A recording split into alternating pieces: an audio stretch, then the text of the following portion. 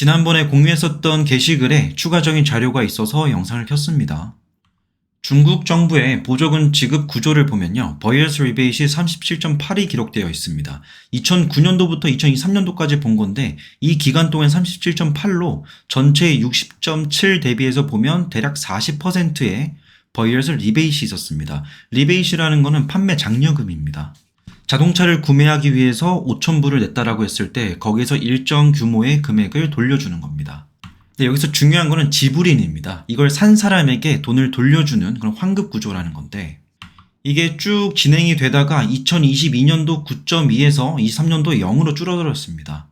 근데 보시면 요거 두 개 합하면 39.5가 되죠. 중국의 중앙정부가 2020년도부터 구매자 리베이트를 줄이고 23년도부터는 폐지하겠다라고 했습니다. 근데 그 이후로는 높은 비용이 나오고 있다라는 것이었고요. 두 번째는 생산자 분야를 선별하려는 욕구라는 겁니다. 여기서 생산자 분야를 선별한다라는 거는 예를 들어서 생산자가 있다라고 했을 때 이걸 소비자, 가에게 그대로 넘어간다라면 모르겠는데 중간에 유통업체도 있고 이걸 대리 판매하는 업체들도 있죠. 이들을 구분하기 위해서 했다라는 건데 이건 어디까지나 그냥 명분일 뿐인 거고요. 높은 비용이 발생했다라는 겁니다. 결국에는 이 리베이트를 주기 위해선 정부의 직접적인 지출이 요구가 됩니다. 근데 그게 비용이 부담스럽기 때문에 세일스 텍스 이셈션으로 넘어갔다는 건데 이건 뭐냐면 판매자로부터 나오게 될 세금에 대한 면제입니다.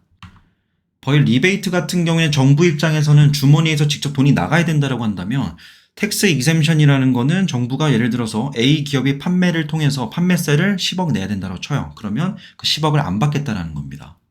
다른 유형의 보조금 지급 수단인 거지 이게 작년에는 실제로 이 리베이트를 중단한다는 얘기가 나오게 되면서 중국 정부가 돈이 다 떨어졌나 보다 이런 얘기가 나왔습니다. 돈이 많이 고갈된 것도 맞긴 한데요. 기존에 소비자에게 주던 그 보조금을 생산자에게 돌렸다는 것 뿐이지 전체적인 보조금을 지급한다는 것 자체에 대해서는 똑같습니다. 오히려 전년도와 22년도와 23년도는 크게 차이가 없을 정도였으니까요. 여기서 중요하게 봐야 될 거는 2009년도부터 2017년도까지 전체적인 차량 판매 대비해서 그 중에서 보조금이 차지한 영역이 42.4%입니다. 그러니까 중국 정부가 1,000억을 팔았다라고 한다면 이 중에서 424억 원의 규모의 돈은 결국에는 보조금이었다는 겁니다.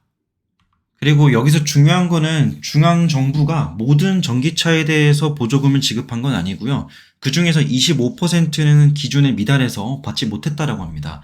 75%의 차량들만 받았다는 건데 위와 같은 기준에 준수한 차량들만 보조금을 줬습니다.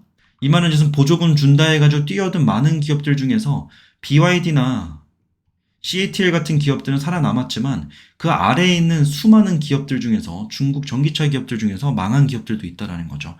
그 원인 중에 하나가 이 보조금 지급 수단의 이 기준에 맞지 못하는 그런 기업들일 가능성이 높다는 겁니다.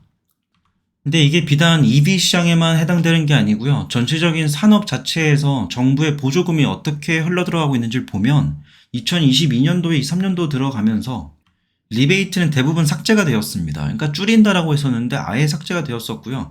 그 분량만큼 세일스 텍스 이셈션으로 넘어갔습니다. 환급 구조에서 생산자에게 판매세를 안 걷는 것 쪽으로 가게 된 거죠. 이 부분을 가장 많이 차지하게 되는 게 CATL이었습니다. CATL이 받은 보조금은 23년도만 해도 809.2 밀리언 달러로 꽤나 많은 금액을 받았죠. 작년에만 보조금을 1조 넘게 받았어요.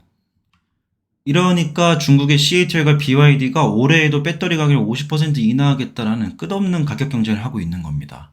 당연하게도 보조금을 지급받게 되면 가격은 떨어집니다. 이에 따라서 생산자 잉여분도 증가하게 되고 소비자 잉여분도 증가하게 되지만 여기서 순수하게 발생하게 되는 경제적 후생 감소분이 있습니다.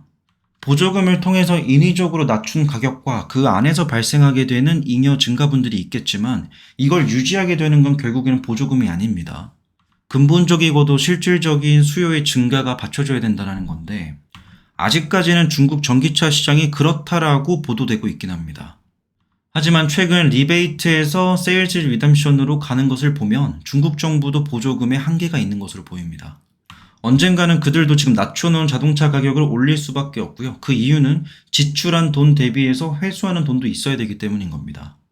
중국 정부가 CATL과 BYD를 키우면서 필요하게 된 그런 돈들 그리고 지출한 돈들을 회수하기 위해서는 그들로부터 또다시 세금을 걷어야 됩니다. 그러려면 이 치킨 게임의 끝에 결국 둘만 살아남아야 되는 거고 다른 기업들이 나가 떨어져야 되는 건데 지금 다른 국가들은 보조금으로 얻게 된 이 경쟁 우위를 다시 원자리로 돌려놓기 위해서 관세를 때려놓으려고 하고 있죠. 이 관세의 효과와 CATL과 BYD가 치고 올라오는 동안에 다른 기업들도 같이 치고 올라오고 있습니다. 그래서 오히려 시간이 급한 건 중국 정부 쪽입니다. 정부의 개입이 어느 정도는 필요합니다. 성장이 필요한 산업에다가 지원금 넣어주고 밀어주는 거 중요하죠. 근데 중국 정부가 하고 있는 것을 보면 직접적인 보조금 쪽이지 뭐 R&D 쪽으로 지원금을 넣어주고 있는 것은 아닙니다. 비율로 따지고 보았을 때는 중국 정부가 R&D 쪽으로 넣는 돈의 비율은 크지 않습니다. 오히려 타 국가들보다 훨씬 낮은 수준이에요. 보이지 않는 손으로 적당한 선에서만 지원을 해주고 시장의 자동 정화작용을 거쳐가야 되는 것인데 지금 중국의 손은 너무 보입니다. 때문에 관세의 타겟에 맞게 된 것 같고요. 처음에는 미국만 관세를 때릴 것이라 생각을 했는데 유럽까지 합세하게 되면서 중국 정부가 이 자금 회수를 제때 할 수 있을까에 대한 불확실성도 나온 것으로 보입니다. 오늘 영상은 여기까지고요. 최근에 굉장히 비극적인 일이 있었습니다. 공장 화재로 인해서 수많은 인명 피해가 나타났는데 삼가 고인의 명복을 빕니다.